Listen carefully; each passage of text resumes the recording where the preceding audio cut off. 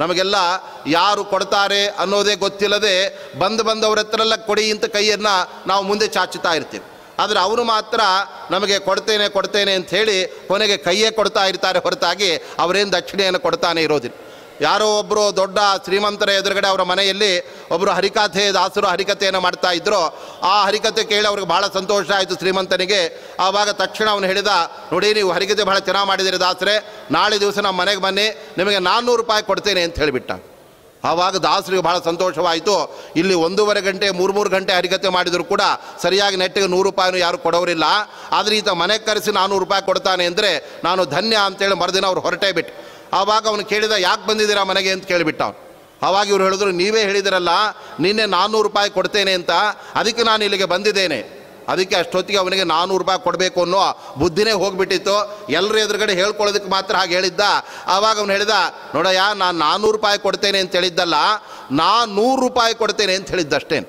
ಆದ್ದರಿಂದ ನೀನು 400 ರೂಪಾಯಿ 400 ಅಂತ ನಾನು ಹೇಳಿದ್ದಲ್ಲ, ಆದ್ದರಿಂದ ಆ ಥರ ಮನಸ್ಸಲ್ಲಿ ಇಟ್ಕೋಬೇಡ. ಅವಾಗ ಇವರು ದಾಸರು ಅಂದರು, ಆಯ್ತಪ್ಪ 100 ರೂಪಾಯಿ ಆದರೂ ಕೊಡು, ಆಟೋ ಚಾರ್ಜ್ ಆಗುತ್ತೆ, ಮನೆಗೆ ವಾಪಸ್ ಹೋಗ್ತೇನೆ ನಾನು, ಅದನ್ನಾದರೂ ಕೊಡು ಅಂದರೆ ಅದಕ್ಕೆ ಆ ಮಾತನ್ನು ಅವನು ಟ್ವಿಸ್ಟ್ ಮಾಡಿ ಹೇಳಿದ, ನಾನು 100 ರೂಪಾಯಿ ಕೊಡ್ತೇನೆ ಅಂತ ಹೇಳಿದ್ದಲ್ಲ, ನಾನು ರೂಪಾಯಿ ಕೊಡ್ತೇನೆ ಅಂತ ಹೇಳಿದ್ದು. ರೂಪಾಯಿ ಅದು 100 ರೂಪಾಯಿ ಅಲ್ಲ, ಆದ್ದರಿಂದ ಈ ರೂಪಾಯಿ ತಗೋ ಹೊರಟು ಹೋಗು ಅಂತ ಹೇಳಿಬಿಟ್ಟಂತೆ. ಹೀಗೆ ನಾವು ಯಾರ್ಯಾರ ಹತ್ರ ನಮಗೆ ಅವ್ರು ಕೊಡ್ತಾರೆ ಏನೋ ಸಿಗತ್ತೆ ಅಂತ ನಾವು ಭಾವನೆಯಿಂದ ನೀಚರ ಬಳಿ ಹೋಗಿ ನಾವು ಅವರ ಚರಣಕ್ಕೆ ಬೀಳ್ತೇವೆ. ನಮಸ್ಕಾರ ಮಾಡಿದರೆ ಏನು ಪಾಪ ಅವ್ರು ನಮಸ್ಕಾರ ಮಾಡಿದಾನೆ ಅಂತ ಪ್ರೀತಿಯಿಂದ ಏನಾದರೂ ಕೊಡ್ತಾನೇನು ಅಂತಂದರೆ, ಆದರೆ ನಾವು ಕೈ ಚಾಚಿದ್ದೇ ಬಂತು, ಆದರೆ ಆ ಹಸ್ತಗಳು ಮಾತ್ರ ಏನು ಕೂಡ ಕೊಡಲೇ ಇಲ್ಲ. ಆದ್ದರಿಂದ ಚಾಚಿದೇನೋ ಸಲೆ ಹಸ್ತಗಳ, ಆದ್ದರಿಂದ ನನಗೇನು ಕೂಡ ಅವತ್ತು ನನಗೆ ಸಿಗದೆ ನಾನು ಬಹಳ ದುಃಖಪಟ್ಟಿದ್ದಿದೆ. ಯೋಚಿಸಿ ನೋಡಲು ಸೋಜಿಗವಾಗಿದೆ, ವಾಚಕ್ಕೆ ನಿಲುಕದು ಹರಿಯೇ ಅಂತ ಇದ್ದಾರೆ. ಆದರೆ ಇವತ್ತು ಯಾರ ಹತ್ರ ನಾನು ಏನು ಕೂಡ ಬೇಡ್ತಾ ಇದ್ದೆ, ಆದರೆ ಅವರೇ ಬಂದು ಶಾಲು ಶಕತಾದಿಗಳನ್ನು ಬೇಕಾದಷ್ಟು ಸಂಪತ್ತನ್ನು ದಾಸರೇ ಇತ್ತಗೊಳ್ಳಿ ಅಂಥೇಳಿ ಎಲ್ಲ ಕೊಡ್ತಾ ಇದ್ದಾರಲ್ಲ, ಇದೆಲ್ಲ ನಾನು ಬಯಸಿದ್ದರಿಂದಲೇ ನನಗೆ ಬರೋದಾಗಿದ್ದರೆ ಅವತ್ತೇ ಬರಬೇಕಾಗಿತ್ತು ನನಗೆ. ಆದರೆ ಯಾಕೆ ಅವತ್ತು ನನಗೆ ಬರಲಿಲ್ಲ? ನನಗೆ ಆಸೆ ಇದ್ದಾಗ ಭಗವಂತನ ಅನುಗ್ರಹ ಇರಲಿಲ್ಲ. ಆದರೆ ಇವತ್ತು ಭಗವಂತನ ಅನುಗ್ರಹ ನನಗಾಗಿದೆ, ಯಾವ ಆಸೆ ನನಗಿಲ್ಲೇ ಇಲ್ಲ, ಆದರೂ ಭಗವಂತ ಕೊಡ್ತಾ ಇದ್ದಾನೆ. ಆದ್ದರಿಂದ ಸಜ್ಜನರಿಗೆ ಭಗವಂತ ಮಾಡುವ ಅನುಗ್ರಹ ಎಂಥದ್ದು ಅಂದರೆ, ಅವರಿಗೆ ಬೇಕು ಬೇಕು ಬೇಕು ಅನ್ನುವಾಗ ದೇವರು ಕೊಡೋದೇ, ಕೈಗೆ ಬಂದಿದ್ದು ಇಲ್ಲದಂತೆ ತಪ್ಪಿಸಿಬಿಡ್ತಾ ಇರ್ತಾನೆ. ಆವಾಗ ಅವರಿಗೆ ಅದರ ಬಗ್ಗೆ ಮೋಹ ಹೊಟ್ಟೋಗತ್ತೆ. ಅಯ್ಯೋ ಇದೇನಪ್ಪ ನಮಗೆ ಬೇಕಾದ ಸಿಗೋದಿಲ್ಲ ಅಂದರೆ ಯಾಕೆ ಒದ್ದಾಡಿ ಇನ್ನೊಬ್ಬರ ಹತ್ರ ಹೋಗಿ ಕೈ ಚಾಚಬೇಕು, ನಮಗೇನಿದೆಯೋ ಅದರಲ್ಲೇ ತೃಪ್ತರಾಗಿರೋಣ ಅಂದರೆ ಆವಾಗ ಭಗವಂತನಲ್ಲಿ ಭಕ್ತಿ ಬರುತ್ತೆ, ಜಾಸ್ತಿ ಆಗುತ್ತೆ. ಆವಾಗ ದೇವರು ಎಲ್ಲವನ್ನು ತಂದು ಹಾಕ್ಲಿಕ್ಕೆ ಶುರು ಮಾಡ್ತಾರೆ. ಆವಾಗ ನಮ್ಮಲ್ಲಿ ಸಮೃದ್ಧಿಯಾಗಿರುತ್ತೆ, ಅದರ ಬಗ್ಗೆ ನಮಗೆ ಮೋಹ ಆಸಕ್ತಿಗಳೇ ಇರೋದಿಲ್ಲ. ಮೋಹ ಇದ್ದಾಗ ಭಗವಂತ ನಮಗೆ ಅದನ್ನು ಕೊಟ್ಟಿರೋದಿಲ್ಲ. ಆ ತರಹ ದಾಸರಾಯರ ಅನುಭವದಲ್ಲಿ ಅವರು ಅನ್ನೋದನ್ನು ಅಲ್ಲಿ ಕಂಡುಕೊಂಡಿದ್ದಾರೆ. ಆದ್ದರಿಂದ ನಿನ್ನ ಮಹಿಮೆ ಅದು ವಾಚಕ್ಕೆ ನಿಲುಕದು ಹರೆಯೇ ಅಂತ ಇದ್ದಾರೆ. ಬಾಯಲ್ಲಿ ಹೇಳಲಿಕ್ಕೆ ಆಗೋದಿಲ್ಲ ಸ್ವಾಮಿ. ಆದ್ದರಿಂದ ಯಥೋ ವಾಚೋ ನಿವರ್ತಂತೆ ಅಪ್ರಾಪ್ಯ ಮನಸಾ ಸಹ. ಭಗವಂತನ ಮಹಿಮೆ ಎಂಥದ್ದು ಎಂಬುದನ್ನು ಯಾರಿಗೂ ಹೇಳೋದಕ್ಕೆ ಸಾಧ್ಯವಿಲ್ಲ. ವೇದಾಭಿಮಾನಿಯಾದ ಮಹಾಲಕ್ಷ್ಮೀ ದೇವಿಯೇ ಭಗವಂತನನ್ನು ಬಣ್ಣಿಸಬೇಕು ಅಂತ ಹೋಗಿ ಅವನನ್ನು ಪರಿಪೂರ್ಣವಾಗಿ ಬಣ್ಣಿಸಲಿಕ್ಕೆ ಸಾಧ್ಯವಾಗದೆ ಆಕೆಯೂ ಕೂಡ ಹಿಂದಿರುಗಿ ಬಿಡ್ತಾ ಇದ್ದಾಳೆ. ಅಷ್ಟ ಮಾತ್ರ ಸ್ತೋತ್ರ ಮಾಡ್ತಾ ಇದ್ದಾಳೆ, ಪೂರ್ಣವಾಗಿ ಆಕೆಗೂ ಕೂಡ ಅಲ್ಲಿ ಸ್ತೋತ್ರ ಮಾಡಲಿಕ್ಕೆ ಆಗ್ತಾ ಇಲ್ಲ. ಆದ್ದರಿಂದ ವಾಚಕ್ಕೆ ನಿಲುಕೋದು ಹರಿಯೇ ಅಂತಂದರೆ ನನ್ನ ಮಾತಿಗೆ ನಿನ್ನ ಮಹಿಮೆಯನ್ನು ವರ್ಣನೆ ಮಾಡೋದಕ್ಕೆ ನಿಲುಕೋದಿಲ್ಲ ಅಂತ ಒಂದು ಅರ್ಥವಾದರೆ, ವಾಚಕ್ಕೆ ಅಂದರೆ ಮಾತಿಗೆ ಅಭಿಮಾನಿ ದೇವತೆಯಾದ ಸರಸ್ವತೀ ದೇವಿ. ಸರಸ್ವತೀ ದೇವಿಗೂ ಕೂಡ ನಿನ್ನ ಮಹಿಮೆಗಳನ್ನು ಕೊಂಡಾಡಲಿಕ್ಕಾಗೋದಿಲ್ಲ. ಯಾಕೆ ಅಂದರೆ ಬ್ರಹ್ಮದೇವರು 4 ಮುಖಗಳಿದ್ದರು, ಅವರಿಗೆ ಪೂರ್ಣವಾಗಿ ಭಗವಂತನನ್ನು ಸ್ತೋತ್ರ ಮಾಡಲಿಕ್ಕೆ ಆಗ್ತಾ ಇಲ್ಲ. ಶೇಷದೇವರಿಗೆ 1000 ಹೆಡೆಗಳಿದ್ದರೂ ಕೂಡ 1000 ಮುಖಗಳಿಂದ ಸ್ತೋತ್ರ ಮಾಡಲಿಕ್ಕೆ ಆಗ್ತಾ ಇಲ್ಲ. ಆದರೆ ಸರಸ್ವತೀ ದೇವಿ ನಾನು ಎಲ್ಲ ವಿದ್ಯೆಗಳ ಅಭಿಮಾನಿ ದೇವತೆ, ನನಗೆ ಭಗವಂತನ ಬಗ್ಗೆ ಬೇಕಾದಷ್ಟು ಗೊತ್ತಿದೆ, ಅವನನ್ನು ಪೂರ್ಣವಾಗಿ ನಾನು ಸ್ತೋತ್ರ ಮಾಡ್ತೇನೆ ಅಂದರೆ ಸರಸ್ವತೀ ದೇವಿಗೂ ಕೂಡ ಆ ಭಗವಂತನ ಪೂರ್ಣವಾದ ಮಹಿಮೆಯನ್ನು ಅಲ್ಲಿ ವರ್ಣಿಸಲಿಕ್ಕೆ ಸಾಧ್ಯವಾಗ್ತಾ ಇಲ್ಲ. ಆದ್ದರಿಂದ ಇಲ್ಲಿ ಮಾತು ಅಂದರೆ ಮಾತಿಗೆ ಅಭಿಮಾನಿ ದೇವತೆ ಸರಸ್ವತೀ ದೇವಿ ಅಂತ ತೆಗೆದುಕೊಂಡಾಗ ಇದು ಕೇವಲ ನನ್ನ ಮಾತಿಗೆ ಭಗವಂತನ ಮಹಿಮೆ ನಿಲ್ಕೋದಿಲ್ಲ ಅಂತಷ್ಟೇ ಅವರ ಅಭಿಪ್ರಾಯವಲ್ಲ. ಸಕಲ ವಾಕ್ಕಿಗೆ ನಿಯಾಮಕಳಾದ ವಾಗ್ದೇವತೆಯಾದ ಸರಸ್ವತೀ ದೇವಿಗೂ ಕೂಡ ನಿನ್ನ ಮಹಿಮೆಯನ್ನು ಅಲ್ಲಿ ಕೊಂಡಾಡೋದಕ್ಕೆ ಆಗೋದಿಲ್ಲ ಎಂಬುದಾಗಿ ಅವರು ತಿಳಿಸ್ತಾ ಇದ್ದಾರೆ. ಮಧ್ಯಾಹ್ನ ಕಾಲಕ್ಕೆ ಅತಿಥಿಗಳಿಗೆ ಅನ್ನ ಮೆದ್ದೇನೆಂದರೆ ಈಯಗಾಣೆ. ಮತ್ತೆ ಅವರು ಹೇಳ್ತಾ ಇದ್ದಾರೆ, ಮನೆಯಲ್ಲಿ ಆಗೆಲ್ಲ ಹಿಂದಿನ ಕಾಲದಲ್ಲಿ ಮಧ್ಯಾಹ್ನವಾದಾಗ ಯಾರಾದರೂ ಬ್ರಾಹ್ಮಣರು ಬಂದರೆ ಅವ್ರಿಗೆ ಏನಾದರೂ ಕೊಡೋಣ ಅಂದರೆ ಮನೆಯಲ್ಲಿ ನೀರು ಬಿಟ್ಟರೆ ಇನ್ನೊಂದು ಇರ್ತಾ ಇದ್ದಿಲ್ಲ. ಅಂತಹ ಸಂದರ್ಭದಲ್ಲಿ ಅತಿಥಿಗಳ ಸೇವೆಯನ್ನು ನಾನು ಮಾಡಲಿಕ್ಕೆ ಆಗೋದಿಲ್ಲ, ಆ ಸಂದರ್ಭದಲ್ಲಿ ಆಗಿಲ್ಲ. ಆದರೆ ಈ ಧರೆ ಒಳಗೆ ಸತ್ಪಾತ್ರರಿಗೆ ನಾನು ಬೇಕಾದಷ್ಟು ಅನ್ನದಾನವನ್ನು ನಾನು ಮಾಡಿದ್ದೇನೆ, ನನ್ನಿಂದ ನೀನು ಮಾಡಿಸಿದೆಯಾ, ಆದ್ದರಿಂದ ಈ ದೊಡ್ಡ ಅನುಗ್ರಹವನ್ನು ಮಾಡಿದ ನೀನು ಧರ್ಮಾತ್ಮನಾಗಿದೆಯಾ, ಆದ್ದರಿಂದ ಧಾರ್ಮಿಕರ ಮೂಲಕ ಧರ್ಮವನ್ನು ಆಚರಿಸುವಂತೆ ಮಾಡಿಸಿ ಅವರಿಗೆ ಪುಣ್ಯದ ಒಂದು ಬುತ್ತಿಯನ್ನು ಕಟ್ಟುಕೊಡುವವನು ನೀನಾದ್ದರಿಂದ ಇದೆಲ್ಲ ನಿನ್ನದೇ ಮಹಿಮೆ, ಈ ಎಲ್ಲ ಸಂಪತ್ತು ನಿನ್ನದೇ, ನಾನು ಏನು ಕೂಡ ಇಲ್ಲಿ ಮಾಡಿಲ್ಲ ಅಂತ ಅವರು ನಿಜವಾಗಿ ಅವರು ಹೇಳ್ಕೊಳ್ತಾ ಇದ್ದಾರೆ. ಅದು ಕೂಡ ಬಹಿರಂಗವಾಗಿ.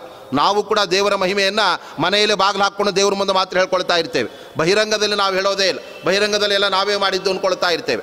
ಆದರೆ ದಾಸರಾಯರು ಮಾತ್ರ ತಮ್ಮ ಎಲ್ಲ 100 ಮಂದಿ ಶಿಷ್ಯರ ಮಧ್ಯದಲ್ಲಿ ಕೂತ್ಕೊಂಡು ಅವರು ಹೇಳ್ತಾ ಇದ್ದಾರೆ, ಇದೆಲ್ಲ ಧರ್ಮಾತ್ಮನಾದ ಆ ಭಗವಂತ ಈ ಧಾರ್ಮಿಕನ ಒಳಗಡೆ ಇದ್ದು ಮಾಡಿಸಿದ ಎಲ್ಲ ಕ್ರಿಯೆಗಳಾಗಿದೆ, ಇದೆಲ್ಲ ಅವನದ್ದೇ ಅನುಗ್ರಹದಿಂದ ನಡೆದಿರತಕ್ಕಂಥದ್ದು ಅಂತ ಹೇಳ್ತಾ ಇದ್ದಾರೆ.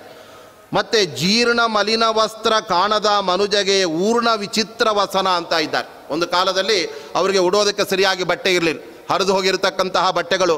ಯಾರೋ ಕೆಲವೊಮ್ಮೆ ಅವರೆಲ್ಲ ಬಟ್ಟೆಯನ್ನು ಒಂದು ಬಟ್ಟೆಯನ್ನು ಉಟ್ಕೊಂಡು ಇನ್ನೊಂದು ಕೈಯಲ್ಲಿ ಹೀಗೆ ಕೊಂಕಳಲ್ಲಿ ಇಟ್ಕೊಂಡು ಹೋಗ್ತಾ ಇದ್ರಂತೆ. ಆವಾಗ ಯಾಕೆ ಆ ಬಟ್ಟೆ ಹಂಗೆ ಇಟ್ಕೊಂಡಿದ್ದೀರಾ, ಹೊತ್ಕೊಳ್ಬಹುದಲ್ಲ ಅಂತಂದರೆ ಅದು ತೆಗೆದ್ರೆ ಹರಿದು ಬಿದ್ದೋಗ್ಬಿಡತ್ತೆ, ಅಲ್ಲೇ ಇದ್ದರೆ ಚಂದ ಅಂತ ಇದ್ರಂತೆ. ಅಷ್ಟು ಅವರಿಗೆ ಆ ದಾರಿದ್ರ್ಯ ಎಂಬತಕ್ಕಂಥದ್ದಿತ್ತು. ಆದ್ದರಿಂದ ಇದನ್ನು ನಮ್ಮ ಅಜ್ಜ ಉಪಯೋಗ ಮಾಡಿದ್ದಾನೆ, ನನ್ನ ತಂದೆಯು ಉಪಯೋಗ ಮಾಡಿದ್ದಾನೆ, ಈಗ ನನ್ನ ಕೊಂಕಳಲ್ಲಿ ಆ ಬಟ್ಟೆ ಇದ್ದರೆ ಚಂದ, ಅದನ್ನು ಬಿಡಿಸಿದರೆ ಅದರಲ್ಲೆಲ್ಲ ರಂಧ್ರಗಳು ಕಂಡುಬಿಡತ್ತೆ. ಆದ್ದರಿಂದ ಅಷ್ಟು ನನಗೆ ಆ ಉಡೋದಕ್ಕೆ ಜೀರ್ಣ ವಸ್ತ್ರ, ಮಲಿನವಾದ ವಸ್ತ್ರ, ಕೊಳೆಯಾದ ಬಟ್ಟೆಯು ಕೂಡ ನನಗೆ ಇರ್ತಾ ಇದ್ದಿಲ್ಲ. ಆದರೆ ಇವತ್ತು ಭಗವಂತ ನನ್ನನ್ನು ಹೇಗೆ ಮೆರೆಸ್ತಾ ಇದ್ದಾನೆ ಅಂದರೆ ವಿಜಯದಾಸಾರ್ಯರು ಹೇಳ್ತಾ ಇದ್ದಾರೆ, ಊರ್ಣ ವಿಚಿತ್ರ ವಸನ. ಆ ಕಾಲದಲ್ಲಿ ರಾಜ ಮಹಾರಾಜರುಗಳೆಲ್ಲ ಅವರಿಗೆ ವಿಶೇಷವಾಗಿ ಮನ್ನಣೆ ಮಾಡಿ ಅವರಿಗೆಲ್ಲ ರೇಷ್ಮೆ ಬಟ್ಟೆಗಳನ್ನು ಕೊಡ್ತಾ ಇದ್ದರು. ರೇಷ್ಮೆ ಬಟ್ಟೆಯನ್ನು ಉಟ್ಕೊಳ್ಳಿ ಅಂತ ಅವರಿಗೆಲ್ಲ ವಿಶೇಷವಾಗಿ ಆ ಪ್ರಾರ್ಥನೆಯನ್ನು ಸಲ್ಲಿಸ್ತಾ ಇದ್ದರು. ಅದೆಲ್ಲವನ್ನು ಅವರು ನೋಡಿದಾಗ ಅವರು ಅಂದುಕೊಳ್ತಾ ಇದ್ದಾರೆ, ವರ್ಣಗಳಿಂದ ಬಾಹೋದಿದೇನು ಅಂತ ಇದ್ದಾರೆ. ಇದು ನಾವು ಉಚ್ಚ ವರ್ಣದಲ್ಲಿ ಹುಟ್ಟಿದ್ದೇವೆ. ವರ್ಣ ಅಂದರೆ ಬ್ರಾಹ್ಮಣ ವರ್ಣ, ಕ್ಷತ್ರಿಯ ವರ್ಣ, ಶೂದ್ರ ವರ್ಣ ಅಂತಿದೆ. ಚಾತುರ್ವರ್ಣ್ಯವನ್ನು ಶ್ರೀಕೃಷ್ಣ ಪರಮಾತ್ಮನೇ ಹೇಳ್ತಾ ಇದ್ದಾನೆ. ಚಾತುರ್ವರ್ಣ್ಯಮಯ ಸೃಷ್ಟಂ ಅಂತ ಹೇಳಿಬಿಟ್ಟು ಅದರಲ್ಲಿ ಬ್ರಾಹ್ಮಣ ವರ್ಣ, ಕ್ಷತ್ರಿಯ ವರ್ಣ ಅಂತಿದೆ. ಅದರಲ್ಲಿ ನಾನು ಬ್ರಾಹ್ಮಣ ವರ್ಣದಲ್ಲಿ ಹುಟ್ಟಿದ್ದೇನೆ ಅಂದರೆ ಉಳಿದ ಕ್ಷತ್ರಿಯರು, ಶೂದ್ರರು, ವೈಶ್ಯರು ಅವರಿಗಿಂತ ಉತ್ತಮನಾದ್ದರಿಂದ ನನ್ನ ಹುಟ್ಟಿನ ಹಿನ್ನೆಲೆಯಿಂದ, ನನ್ನ ಹುಟ್ಟಿನ ಶ್ರೇಷ್ಠತೆಯಿಂದ ಈ ಎಲ್ಲ ಭಾಗ್ಯ ನನಗೆ ಬಂದಿದೆ ಅಂತ ನಾನು ತಿಳ್ಕೊಳ್ಬೇಕು ಅಂದರೆ ಅದಕ್ಕೆ ವಿಜಯದಾಸರು ಹೇಳ್ತಾ ಇದ್ದಾರೆ, ಈ ಮುಂಚೆನೂ ಕೂಡ ನನಗೆಲ್ಲ ಅದು ಬರಬೇಕಿತ್ತು, ಹಾಗಿದ್ದರೆ ಆವತ್ತು ನನಗೇನು ಕೂಡ ಇರಲಿಲ್ಲ, ಈವಾಗಲೂ ಕೂಡ ನನಗೆ ಅದು ಬಂದಿದೆ ಅಂತಂದರೆ ಅದೆಲ್ಲ ಭಗವಂತನ ಅನುಗ್ರಹದಿಂದ ಹೊರತಾಗಿ ನಾನು ಉಚ್ಚ ವರ್ಣದಲ್ಲಿ, ಬ್ರಾಹ್ಮಣ ವರ್ಣದಲ್ಲಿ ನಾನು ಹುಟ್ಟಿದ್ದೇನೆ, ಆದ್ದರಿಂದ ಇದೆಲ್ಲ ಬಂದಿದೆ ಅಂದರೆ ಅದು ಖಂಡಿತವಾಗಲೂ ಕೂಡ ಇಲ್ಲ. ಸಂಪೂರ್ಣ ಗುಣಾರ್ಣವ ದೇವ, ನೀನು ಎಲ್ಲ ಗುಣಗಳ ನೆಲೆಯಾಗಿದೆಯಾ. ಆದ್ದರಿಂದ ಅಂತಹ ನಿನ್ನ ಪರಿಪೂರ್ಣ ಅನುಗ್ರಹ ಯಾರ ಮೇಲೆ ಆಗತ್ತೆ, ಅವರು ಮುಟ್ಟಿದ್ದ ಮಣ್ಣು ಚಿನ್ನವಾಗತ್ತೆ, ಅವರು ನುಡಿದ ಮಾತುಗಳೆಲ್ಲ ದೊಡ್ಡ ದೊಡ್ಡ ಮಂತ್ರಗಳಾಗತ್ತೆ. ಆ ರೀತಿ ನನ್ನಲ್ಲಿ ಆ ಸತ್ವವನ್ನು, ಶಕ್ತಿಯನ್ನು ತುಂಬಿ ಅನುಗ್ರಹ ಮಾಡಿದೆಯಾ ಎಂಬುದಾಗಿ ಆ ಭಗವಂತನಿಗೆ ನಿವೇದನೆ ಮಾಡ್ತಾ ಇದ್ದಾರೆ. ವೈದಿಕ ವೃತ್ತಿಯ ಕೊಡುವಕ್ಕೆ ಲೌಕಿಕ ವೈದುವುದು ಬಲು ಖ್ಯಾತೆ ಅಂತ ಮತ್ತೊಂದು ಹೇಳ್ತಾ ಇದ್ದಾರೆ. ಯಾರು ಒಳ್ಳೆ ವೈದಿಕ ಕ್ರಿಯೆಗಳನ್ನೆಲ್ಲ ಮಾಡ್ತಾ ಇದ್ದಾರೆ ಅವರಿಗೆಲ್ಲ ಭಗವಂತ ಎಲ್ಲ ಅನುಗ್ರಹವನ್ನು ಕೂಡ ಮಾಡ್ತಾ ಇರ್ತಾನೆ. ಆದ್ದರಿಂದ ನನಗೂ ಕೂಡ ನೀನೆಲ್ಲ ಈ ಅನುಗ್ರಹವನ್ನು ಮಾಡಿದೆಯಾ ಸ್ವಾಮಿ. ಅಂತಹ ನೀನು ಯಾರಿಗೆ ಮೊದಲು ಒಲಿದವನು ಅಂದರೆ ಮೈದುನಗೆ ಒಲಿದ ವಿಜಯ ವಿಠ್ಠಲ ನಿನ್ನ ಪಾದಸಾಕ್ಷಿ ಅನುಭವವು. ಭಗವಂತ ಮೈದುನನಿಗೆ ಒಲಿದು ಬಿಟ್ಟಿದ್ದಾನಂತ. ಯಾರು ಮೈದುನ ಅಂದರೆ, ಮೈದುನ ಅಂದರೆ ಭಾವಮೈದುನ ಅಂತ ಅರ್ಥ. ಶ್ರೀಕೃಷ್ಣ ಪರಮಾತ್ಮ ತನ್ನ ತಂಗಿಯಾದ ಸುಭದ್ರೆಯನ್ನು ಅರ್ಜುನನಿಗೆ ಮದುವೆ ಮಾಡಿಕೊಟ್ಟ. ಆವಾಗ ಅರ್ಜುನ ಕೃಷ್ಣನಿಗೆ ಭಾವಮೈದುನ ಆಗಿಬಿಟ್ಟಿದ್ದಾನೆ, ಅರ್ಜುನನಿಗೆ ಕೃಷ್ಣ ಭಾವ ಆಗಿಬಿಟ್ಟಿದ್ದಾನೆ. ಆದ್ದರಿಂದ ಕೃಷ್ಣ ಮತ್ತು ಅರ್ಜುನರ ಒಂದು ಸಂಬಂಧ ಎಂಥದ್ದು ಅಂದರೆ ಅದು ಭಾವಮೈದುನರ ಒಂದು ಸಂಬಂಧವಾದ್ದರಿಂದ ನೀನು ಯಾರಿಗೆ ಒಲಿದಿದೆಯಾ ಭಗವಂತ ಅಂದರೆ ಮೈದುನನಿಗೆ ಒಲಿದ ವಿಜಯ ವಿಠ್ಠಲರಾಯ. ಯಾಕೆಂದರೆ ಅರ್ಜುನನ ಮೇಲೆ ಅಪಾರವಾದಂತಹ ಒಂದು ಪ್ರೀತಿ ಕೃಷ್ಣ ಪರಮಾತ್ಮನಿಗೆ ಇತ್ತು. ಅದಕ್ಕೆ ಕಾರಣ ಏನು ಅಂದರೆ ಮಹಾಭಾರತ ಹೇಳುತ್ತೆ, ಅರ್ಜುನ ಯಾವಾಗಲೂ ಕೂಡ ತುಂಬ ಸಂಯಮಿಯಾಗಿದ್ದ. ಅವನು ಯಾವುದೇ ಸಂದರ್ಭದಲ್ಲಿ ತನ್ನ ಇಂದ್ರಿಯ ನಿಗ್ರಹಗಳಿಗೆ ಕೊರತೆಯನ್ನು ಉಂಟು ಮಾಡಿಕೊಳ್ತಾ ಇರಲಿಲ್ಲ. ಮತ್ತು ಅವನು ಯಾವತ್ತೂ ಕೂಡ ಕೃಷ್ಣ ಭಕ್ತನಾಗಿದ್ದ. ಅವನ ಎಲ್ಲ ಗುಣಗಳನ್ನು ಕಂಡು ಅರ್ಜುನನ ಗುಣಗಳಿಗೆ ಮಾರು ಹೋಗಿ ಬಿಟ್ಟಿದ್ದಂತೆ ಕೃಷ್ಣ ಪರಮಾತ್ಮ. ಆದ್ದರಿಂದ ನೋಡಿ, ವಿರಾಟ ನಗರದಲ್ಲಿ ಅಜ್ಞಾತವಾಸದ ಒಂದು ಸಮಯದಲ್ಲಿ ಅರ್ಜುನ ಅವನು ಒಂದು ವೇಷವನ್ನು ಹಾಕ್ಕೊಂಡು ಇದ್ದಾಗ, ಬೃಹನ್ನಳೆಯಾಗಿ ಅರ್ಜುನ ಇದ್ದಾಗ, ಆ ಸಂದರ್ಭದಲ್ಲಿ ಆ ವಿರಾಟ ರಾಜ ತನ್ನ ಮಗಳು ಉತ್ತರಾದೇವಿಗೆ ನೀನು ಡ್ಯಾನ್ಸ್ ಹೇಳ್ಕೊಡಪ್ಪ ಅಂತ ಅವನು ಅರ್ಜುನನಿಗೆ ತಿಳಿಸ್ತಾನೆ. ಆವಾಗ ನಾಟ್ಯವನ್ನೆಲ್ಲ ಚೆನ್ನಾಗಿ ಹೇಳ್ಕೊಡ್ತಾನೆ. ಅದಾದ ನಂತರ ಇವನು ಅರ್ಜುನ ಅಂತ ಗೊತ್ತಾದಾಗ ವಿರಾಟ್ ರಾಜ ಹೇಳ್ತಾನೆ, ನನ್ನ ಮಗಳು ನಿನ್ನ ಮೇಲೆ ಬಹಳ ಆಸಕ್ತಿ ಪಡೆದಿದ್ದಾಳೆ, ಆ ಉತ್ತರಾದೇವಿಗೆ ನೀನೇ ಪತಿ ಆಗಿಬಿಡು, ಆದ್ದರಿಂದ ನೀನೇ ಹೇಗಿದ್ದರೂ ಡ್ಯಾನ್ಸಲ್ಲಿ ಹೇಳ್ಕೊಟ್ಟಿದೀಯಾ, ಆದ್ದರಿಂದ ಅವಳನ್ನು ಮದುವೆ ಮಾಡ್ಕೊಂಡ್ಬಿಡು ಅಂತ ಹೇಳಿದಾಗ ಅದಕ್ಕೆ ಅರ್ಜುನ ಏನು ಹೇಳಬೇಕು? ಅವನು ಹೇಳ್ತಾನೆ, ನಾನು ಖಂಡಿತವಾಗಲೂ ಕೂಡ ಉತ್ತರಾದೇವಿಯನ್ನು ಮದುವೆ ಮಾಡ್ಕೊಳ್ಳೋದಕ್ಕೆ ನಾನು ಇಷ್ಟಪಡೋದಿಲ್ಲ. ಯಾಕೆ ಅಂದರೆ ಅರಮನೆಯಲ್ಲಿ ಈ ಬೃಹನ್ನಳೆಯ ರೂಪದ ಅರ್ಜುನ ಆ ಹುಡುಗಿಗೆ ಏನೇನೋ ಹೇಳ್ಕೊಡ್ತಾ ಇದ್ದ, ಮುಂದೆ ಅವರಿಬ್ಬರಲ್ಲಿ ಏನೋ ಗುಪ್ತವಾದ ಸಂಬಂಧ ನಡೆದಿರಬೇಕು, ಅದನ್ನು ಮುಚ್ಚಿ ಹಾಕೋದಕ್ಕೋಸ್ಕರ ವಿರಾಟ್ ರಾಜ ಆ ಮಗಳನ್ನೇ ಮದುವೆ ಮಾಡಿಕೊಟ್ಬಿಟ್ಟ ಅರ್ಜುನನಿಗೆ ಅಂತ ನನ್ನ ಚಾರಿತ್ರ್ಯದ ಬಗ್ಗೆ ಎಲ್ಲಾದರೂ ಕೂಡ ತಪ್ಪು ವದಂತಿಗಳು ಬಂದುಬಿಡ್ಬೋದು. ಆದರೆ ಅದು ನನಗೆ ಯಾವತ್ತೂ ಕೂಡ ಇಷ್ಟ ಇಲ್ಲ. ನಾನು ಎಲ್ಲ ಸಂದರ್ಭದಲ್ಲೂ ಕೂಡ ಬಹಳ ಶುದ್ಧವಾಗಿದ್ದೇನೆ. ಆದ್ದರಿಂದ ಯಾವತ್ತೂ ಕೂಡ ಅರ್ಜುನನ ಬ್ರಹ್ಮಚರ್ಯ ಎಂಥದ್ದು ಅಂದರೆ, ಅವನು 3 ಜನ ಹುಡುಗಿಯರನ್ನು ಮದುವೆ ಮಾಡಿಕೊಂಡ್ರೂ ಕೂಡ ಮದುವೆನೇ ಮಾಡ್ಕೊಳ್ಳದೇ ಇರುವ ಅಶ್ವತ್ಥಾಮನ ಎದುರುಗಡೆ ನಿಜವಾದ ಬ್ರಹ್ಮಚರ್ಯದಿಂದ ಮೆರೆದದ್ದು ಯಾರು ಅಂದರೆ ಅರ್ಜುನ. ಅದಕ್ಕೆ ವೇದವ್ಯಾಸದೇವರು ಹೇಳ್ತಾರೆ, ಆ ಅಶ್ವತ್ಥಾಮ ಆ ದುರ್ಯೋಧನನ ಹೆಂಡತಿಯಲ್ಲಿ ನಾನು ಮಕ್ಕಳನ್ನು ಪಡಿತೇನೆ ಅಂತ ಮಾತು ಕೊಟ್ಟದ್ರಿಂದ ಅವನ ಬ್ರಹ್ಮಚರ್ಯ ಅವತ್ತೇ ಹೊರಟೋಗಿದೆ. ಆದರೆ ಅರ್ಜುನ ಮಾತ್ರ ತನ್ನ ಪತ್ನಿಯಲ್ಲೇ ಅವನು ಯಾವತ್ತೂ ಕೂಡ ಗಮನ ಮಾಡ್ತಕ್ಕಂಥವನು, ಆದ್ದರಿಂದ ಅವನ ಬ್ರಹ್ಮಚರ್ಯ ಹೋಗಿಲ್ಲ. ಆದ್ದರಿಂದ ಅವನೇ ಈ ಎಲ್ಲ ಬ್ರಹ್ಮಾಸ್ತ್ರವನ್ನು ಉಪಸಂಹಾರ ಮಾಡಲಿ ಅಂತ ವೇದವ್ಯಾಸದೇವರು ಹೇಳಿದಾಗ ಅರ್ಜುನನ ಬ್ರಹ್ಮಚರ್ಯ ಎಂಥದ್ದು. ಆ ಎಲ್ಲ ಗುಣಗಳಿಗೆ ಬ್ರಹ್ಮಚರ್ಯದಿಂದ ಪರಬ್ರಹ್ಮನಾದ ಭಗವಂತನನ್ನೇ ಅರ್ಜುನನ ಈ ಎಲ್ಲ ಗುಣಗಳನ್ನು ಕಂಡೇ ಬಹಳ ಮೆಚ್ಚಿಕೊಂಡಂತಹ ಕೃಷ್ಣ ಪರಮಾತ್ಮ, ನಿನ್ನ ರಥಕ್ಕೆ ಸಾರಥಿಯೂ ಆಗ್ತೇನೆ, ನಿನ್ನ ಕುದುರೆಗಳಿಗೆ ಏನಾದರೂ ಬಾಯಾರಿಕೆ ಆದರೆ ನಾನೇ ನೀರು ಕುಡಿಸ್ತೇನೆ, ಹುಲ್ಲು ತಿನ್ನಿಸ್ತೇನೆ, ಇನ್ನೇನು ಮಾಡಲಿ ಹೇಳು ಅಂತ ಅರ್ಜುನನ ಸೇವೆ ಮಾಡುವುದಕ್ಕೆ ಕೃಷ್ಣ ಕಟಿಬದ್ಧನಾಗಿ ನಿಂತಿದ್ದಾನೆ. ಅಂದರೆ ಆ ಅರ್ಜುನನ ಮೇಲೆ ಕೃಷ್ಣ ಪರಮಾತ್ಮನ ಅನುಗ್ರಹ ಅದು ಎಷ್ಟೊಂದು ಅಪಾರವಾಗಿದೆ. ಆದ್ದರಿಂದ ಉಳಿದ ಯಾರ ಹೆಸರನ್ನು ಕೂಡ ಹೇಳದೆ ಮೈದುನನಿಗೆ ಒಲಿದ ಶ್ರೀ ವಿಜಯ ವಿಠಲ ನಿನ್ನ ಪಾದಸಾಕ್ಷಿ ಅನುಭವವೋ ಅಂತ ವಿಜಯದಾಸರು ಹೇಳಬೇಕಾದರೆ ಅವರು ಬಹಳ ಸ್ಪಷ್ಟವಾಗಿ ಹೇಳ್ತಾ ಇದ್ದಾರೆ, ಅರ್ಜುನನಿಗೆ ಕೃಷ್ಣನಿಗೆ ಅಂತಹ ಒಂದು ಅವಿನಾಭಾವ ಸಂಬಂಧ ಎಂಬತಕ್ಕಂಥದ್ದಿತ್ತು. ಆದ್ದರಿಂದ ಎಂದು ಕೃಷ್ಣ ಅರ್ಜುನರ ಒಂದು ಮೊಟ್ಟ ಮೊದಲ ಒಂದು ಮಿಲನ ಎಂಬತಕ್ಕಂಥದ್ದು ಆ ದೃಪದನ ಆ ಒಂದು ಸ್ವಯಂವರದ ಸಂದರ್ಭದಲ್ಲಿ ಆಯಿತೋ, ಅಂದಿನಿಂದಲೇ ತನ್ನ ಮನಸ್ಸಿನಲ್ಲಿ ಕೃಷ್ಣನನ್ನೇ ಆರಾಧನೆ ಮಾಡ್ತಾ ಇದ್ದ ಅರ್ಜುನ ಅದೇ ತರಹ ಆ ಅರ್ಜುನನ ಮೇಲೆ ಅಪಾರವಾದ ಪ್ರೀತಿಯಿಂದ ಕೊನೆಗೆ ಈ ಅರ್ಜುನನಿಗೆ ನಾನು ಇನ್ಯಾವ ರೀತಿಯಿಂದ ವಿಶೇಷ ಅನುಗ್ರಹ ಮಾಡಬಹುದು ಅಂತ ಅಲ್ಲಿ ಕೃಷ್ಣ ಯೋಚನೆ ಮಾಡಿ, ನನಗೊಬ್ಬಳು ಹೇಗಿದ್ದರೂ ತಂಗಿ ಇದ್ದಾಳೆ, ಆ ತಂಗಿಯನ್ನು ಅರ್ಜುನನಿಗೆ ಮದುವೆ ಮಾಡಿಕೊಟ್ಬಿಡೋಣ ಅಂತ ಬಲರಾಮನ ಅನೇಕ ವಿರೋಧಗಳ ನಡುವೆಯೂ ಕೂಡ ಕೃಷ್ಣ ತನ್ನ ತಂಗಿಯನ್ನು ಸುಭದ್ರೆಯನ್ನು ಅರ್ಜುನನಿಗೆ ಮದುವೆ ಮಾಡಿಕೊಟ್ಟು ಆ ಮೂಲಕ ಸಹಜವಾಗಿಯೇ ತನಗೆ ಹತ್ತಿರನಾಗಿದ್ದಂತಹ ಅರ್ಜುನನನ್ನು ಮತ್ತಷ್ಟು ದೇಹ ಸಂಬಂಧಿಯನ್ನಾಗಿ ತನ್ನ ಭಾವ ಮೈದುನನನ್ನಾಗಿ ಅಲ್ಲಿ ಮಾಡಿಕೊಂಡು ಭಗವಂತ ಅಲ್ಲಿ ವಿಶೇಷವಾಗಿ ಅನುಗ್ರಹ ಮಾಡ್ತಾ ಇದ್ದಾನೆ. ಏಕೆಂದರೆ ದೇವರಿಗೆ ಯಾರ ಮೇಲೆ ತುಂಬ ಪ್ರೀತಿಯೋ ಅವರಿಗೆ ತನ್ನ ಮಗಳನ್ನು ತನ್ನ ತಂಗಿಯನ್ನು ಕೊಟ್ಟು ಮದುವೆ ಮಾಡಿಕೊಂಡು ಅವರನ್ನು ಇನ್ನಷ್ಟು ತನ್ನ ಹತ್ತಿರದಲ್ಲೇ ಅವರನ್ನು ಇರಿಸ್ಕೊಂಡ್ಬಿಡಬೇಕು ಅಂತ. ಆದ್ದರಿಂದಲೇ ಧ್ರುವರಾಜರ ತಪಸ್ಸಿಗೆ ಮೆಚ್ಚಿ ಭಗವಂತ ತನ್ನ ಮಗಳನ್ನು ಅಲ್ಲಿ ಮದುವೆ ಮಾಡಿ ಕೊಟ್ಬಿಟ್ಟಿದ್ದಾನೆ. ಆದ್ದರಿಂದ ಈ ಎಲ್ಲ ಭೂಗೋಳ ಖಗೋಳಗಳನ್ನು ತನ್ನ ಪುಚ್ಛ ಬಾಲದ ಮೇಲೆ ಹಿಡ್ಕೊಂಡಿರತಕ್ಕಂಥ ಏನು ಶುಂಶುಮಾರ ಅಂತ ಭಗವಂತನ ರೂಪ ಇದೆ. ಶುಂಶುಮಾರ ಅಂದರೆ ಚೇಳು ಅಂತ ಅರ್ಥ. ಭಗವಂತ ಚೇಳು ಆಗಬಲ್ಲ, ಅವನು ಮೀನು ಆಗಬಲ್ಲ, ಆಮೆಯೂ ಕೂಡ ಆಗಬಲ್ಲ. ಆದರೆ ಸಾಮಾನ್ಯ ಚೇಳು ಮೀನು ಆಮೆಗಳಂತೆ ಅಲ್ಲ, ಅವುಗಳ ಆಕಾರ ಮಾತ್ರ ಇರುತ್ತೆ, ಆದರೆ ಒಳಗಡೆ ಎಲ್ಲ ಭಗವಂತನ ಜ್ಞಾನಾನಂದಗಳೇ ತುಂಬಿಕೊಂಡಿರುತ್ತೆ. ಚೇಳು ಭಗವಂತ ಆಗಿದ್ದಾನೆ ಅಂದರೆ ಆ ಚೇಳಿನಲ್ಲಿ ವಿಷ ಇದೆ ಅಂತ ಅರ್ಥ ಅಲ್ಲ, ಆ ಭಗವಂತನ ಆ ಚೇಳಿನ ಆ ಬಾರದಲ್ಲೂ ಕೂಡ ಬರೀ ಆನಂದವೇ ತುಂಬಿಬಿಟ್ಟಿರುತ್ತೆ. ಅಂತಹ ಶುಂಶುಮಾರ ಎಂಬ ಭಗವಂತ ತನ್ನ ಪ್ರಿಯ ಭಕ್ತನಾದ ಧ್ರುವನಿಗೆ ತನ್ನ ಮಗಳನ್ನೇ ಕೊಟ್ಟು ಮದುವೆ ಮಾಡಿಬಿಟ್ನಂತೆ. ಆದ್ದರಿಂದ ಧ್ರುವರಾಜರ ಭಾಗ್ಯ ಎಂಥದ್ದು ಅಂದರೆ ಸಾಕ್ಷಾತ್ ಶುಂಶುಮಾರನನ್ನು ಮಾವನನ್ನಾಗಿ ಪಡೆದುಕೊಂಡಿರತಕ್ಕಂಥವನು ಆತನಿಗೆ ಈತ ಅಳಿಯನಾಗಿ ಶುಂಶುಮಾರ ಲೋಕದಲ್ಲಿ ವಿಶೇಷವಾದ ಆದರವನ್ನು ಭಗವಂತನಿಂದ ಪಡಿತಾ ಇದ್ದಾನೆ ಅಂದರೆ ಆ ದೇವರು ಭಕ್ತರ ಮೇಲೆ ಹೇಗೆಲ್ಲ ಅನುಗ್ರಹ ಮಾಡಬಲ್ಲ. ಅದರಂತೆ ಮೈದುನನಾದ ಅರ್ಜುನನಿಗೆ ಅಲ್ಲಿ ವಿಶೇಷವಾಗಿ ಭಗವಂತ ಅನುಗ್ರಹ ಮಾಡಿದಾನಾದ್ದರಿಂದ ಅಂತಹ ವಿಜಯ ವಿಠಲ ನಿನ್ನ ಪಾದಸಾಕ್ಷಿ ಅನುಭವವು.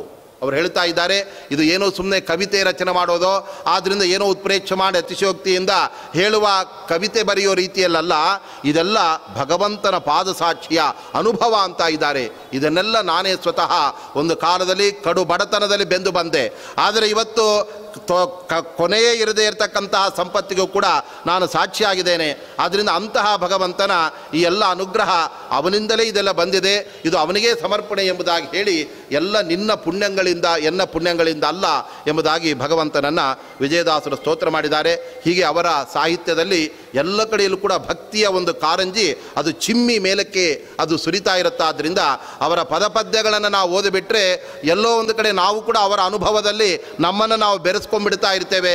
ಅವರ ಅನುಭವವೇ ನಮ್ಮ ಅನುಭವವೂ ಕೂಡ ಆಗಿ ಅವರಲ್ಲಿ ವಿಶೇಷವಾದ ನಮಗೆ ಆ ಒಂದು ಭಕ್ತಿ, ಆ ಒಂದು ವಿಶೇಷವಾದ ಅವರಲ್ಲಿ ಗೌರವ ಆದರ ಬುದ್ಧಿಗಳೆಲ್ಲ ನಮಗೆ ಅಲ್ಲಿ ಬರೋದಕ್ಕೆ ಸಾಧ್ಯವಾಗ್ತಾ ಇರುತ್ತೆ. ಆದ್ದರಿಂದ ಅಂತಹ ದಾಸರಾಯರ ಈ ಸುಳಾದಿಗಳ ಬಗ್ಗೆ ಒಂದು ಪ್ರವಚನ ಇಲ್ಲೇನು ಶ್ರೀನಿವಾಸ ದೇವರ ಸನ್ನಿಧಿಯಲ್ಲಿ ನಡೆದಿದೆ. ಏಕೆಂದರೆ ಎಲ್ಲ ದಾಸರಿಗೂ ಕೂಡ ಅವರ ಆರಾಧ್ಯ ದೈವ ಅಂದರೆ ಅದು ಶ್ರೀನಿವಾಸ ದೇವರೇ. ವಿಠ್ಠಲನಾಗಿ ಅದೇ ಶ್ರೀನಿವಾಸ ಅವನು ಅಲ್ಲಿ ನೆಲೆಸಿದ್ದಾನೆ. ಆದ್ದರಿಂದ ಶ್ರೀನಿವಾಸದ ದೇವರೇ ಬೇರೆ ಅಲ್ಲ, ಪುರಂದರ ವಿಠ್ಠಲ ಬೇರೆ ಅಲ್ವೇ. ಆದ್ದರಿಂದ ಆ ವಿಠ್ಠಲ ಬ್ರಹ್ಮಚಾರಿಯಾಗಿದ್ದರೆ ಶ್ರೀನಿವಾಸ ದೇವರು ಅವರು ಗೃಹಸ್ಥರಾಗಿ ಅಲ್ಲಿ ನಿಂತಿದ್ದಾರಷ್ಟೇ. ಆದ್ದರಿಂದ ಅಂತಹ ಭಗವಂತನ ಆ ಪಾದಗಳನ್ನು ನಂಬಿ ಆ ದೇವರ ಪ್ರೀತಿಗೋಸ್ಕರ ಅನೇಕ ಕೃತಿಗಳನ್ನು ರಚನೆ ಮಾಡಿದ ಮಹಾನುಭಾವರೇ ನಮ್ಮ ವಿಜಯದಾಸರಾದ್ದರಿಂದ ಅವರ ಆ ಒಂದು ಸುಳಾದಿಗಳ ಅನುಸಂಧಾನದಿಂದ ನಮಗೆ ದಾಸರಾಯರ ಅನುಗ್ರಹ ಆಗುವುದರ ಜೊತೆಗೆ ಅವರ ಅಂತರ್ಯಾಮಿಯಾದ ವಿಜಯ ವಿಠ್ಠಲ ದೇವರೇನು ಹಂಪಿಯ ಆ ಒಡೆಯನಾಗಿರ್ತಕ್ಕಂಥ ಭಗವಂತ ವಿಜಯ ವಿಠ್ಠಲ ಅವನ ಅನುಗ್ರಹವು ಕೂಡ ನಾವು ಪಡೆಯಬಹುದು ಎಂಬುದಾಗಿ ಈ ಸಂದರ್ಭದಲ್ಲಿ ತಿಳಿಸ್ತಾ ಈ ಒಂದು ವಾಂಗ್ಮಯ ಸೇವೆ ಭಗವಂತನನ್ನಿಂದ ನಡೆಸಿದ್ದಕ್ಕಾಗಿ ಭಗವಂತನಿಗೆ ತತ್ವಾಭಿಮಾನಿ ದೇವತೆಗಳಿಗೆ ಮತ್ತೊಮ್ಮೆ ನಾನು ಭಕ್ತಿಪೂರ್ವಕವಾದ ನಮಸ್ಕಾರಗಳನ್ನು ಸಲ್ಲಿಸ್ತಾ ಈ ಮಾತುಗಳನ್ನು ಮಧ್ವಾಚಾರ್ಯರ ಅಂತರ್ಯಾಮಿಯಾದ ವೇದವ್ಯಾಸ ದೇವರಿಗೆ ಸಮರ್ಪಣೆ ಮಾಡ್ತಾ ಇದ್ದೇನೆ. ಯಸ್ ಸರ್ವಗುಣ ಸಂಪೂರ್ಣ ಸರ್ವದೋಷ ವಿವರ್ಜಿತ ಪ್ರಿಯತಾಂ ಪ್ರೀತಯೇವ ಅಲಂ ವಿಷ್ಣುರ್ಮೇ ಪರಮ ಸುಹೃತೋ ಶ್ರೀಕೃಷ್ಣಾರ್ಪಣಮಸ್ತು.